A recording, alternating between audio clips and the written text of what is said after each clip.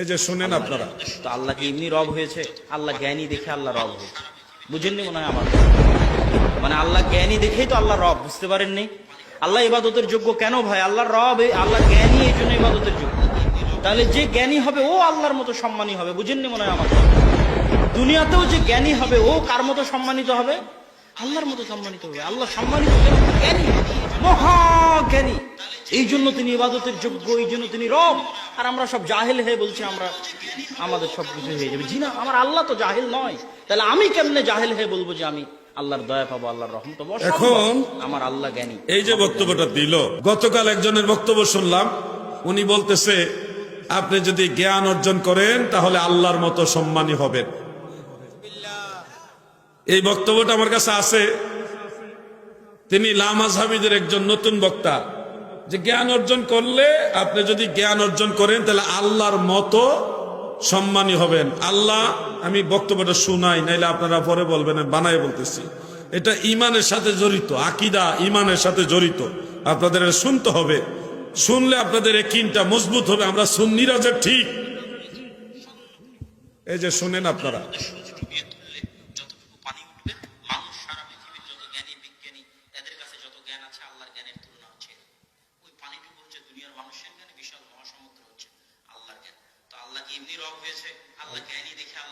আল্লাহর জ্ঞান। তো আল্লাহ কি এমনি রব হয়েছে? আল্লাহ জ্ঞানী দেখে আল্লাহ রব হয়েছে, বুঝেননি মনে হয় আমার? মানে আল্লাহ জ্ঞানী দেখেই তো আল্লাহ রব, বুঝতে পারেননি? আল্লাহ ইবাদতের যোগ্য কেন ভাই? আল্লাহ রব, আল্লাহ জ্ঞানী, এই জন্য ইবাদতের যোগ্য। তাহলে যে জ্ঞানী হবে ও আল্লাহর মতো সম্মানী হবে, বুঝেননি মনে হয় আমার? দুনিয়াতেও যে জ্ঞানী হবে ও কার মতো সম্মানিত হবে?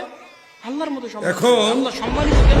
এই যে বক্তব্যটা দিল, কোরআনের আয়াত, এই জন্য আপনারা তো জানেন, যোগ্য, এই জন্য তিনি লাইসা কামিসলিহি শাই, আল্লাহর মতো কিছুই নাই।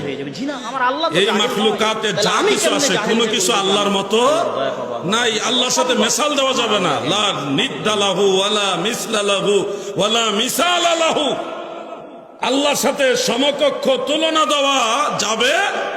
কিন্তু উনি বললেন আপনি যদি জ্ঞানী হইতে পারেন তাহলে আল্লাহর মতো সম্মানী হতে পারবেন। তাহলে জ্ঞানীরা আল্লাহর মতো, নাউজুবিল্লাহ।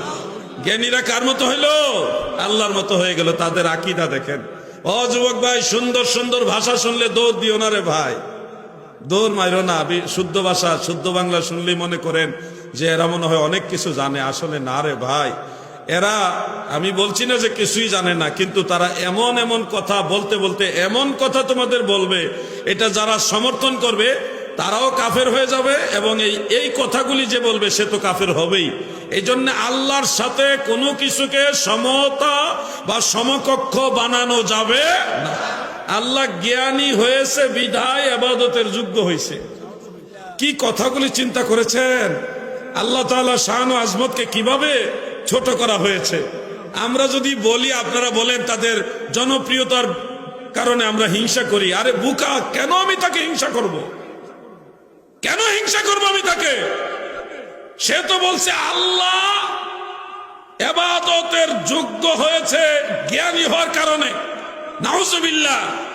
এই কথাটা কে মেনে নিবে? আপনারা যদি নাও বুঝেন, আলেমদের জিজ্ঞাসা করবেন, হুজুর আল্লাহ তাআলা জ্ঞানী হওয়ার কারণে ইবাদতের যোগ্য হইছে, এই কথাটা ইমানের দৃষ্টিতে কেমন? আলেমদের জিজ্ঞাসা করবে। এমন জ্ঞানী হইলে সে আল্লাহর মতো সম্মানী হবে। আল্লাহর মতো কোনো কিছুকে বানানোর সুযোগ না। এজন্য আপনাদের সতর্ক হতে হবে। কারণ জনপ্রিয়তার বিরুদ্ধে আমরা না। আপনারা জনপ্রিয় হন, আমরাও আপনাদেরকে ভালোবাসবো। কিন্তু আপনি যদি বলেন আল্লাহর হাবিব, আল্লাহ রসুল সাল্লাল্লাহু আলাইহি ওয়াসাল্লাম সহ সমস্ত নবীদেরকে ভেড়া বকরির রাখাল বানানো হয়েছে, কারণ ওই ভেড়া বকরিগুলো এরা তো ছাগল, মানে বক্র স্বভাবের লোক। এরকম হলো যে তাদেরকে একদিকে টানলে আরেক দিকে যায়, উপরে টানলে নিচে যায়, নিচে টানলে উপরে যায়। বক্র একটা স্বভাবের প্রাণী হলো ছাগল, ভেড়া বকরি। তো এদের সাথে নবীদের থাকার উদ্দেশ্য হলো যে আপনারা তাদের কাছ থেকে জ্ঞান অর্জন করুন, কারণ মানুষদেরকে কন্ট্রোল করবেন। মানুষ ভেড়া বকরির চেয়ে আরো ভয়ঙ্কর।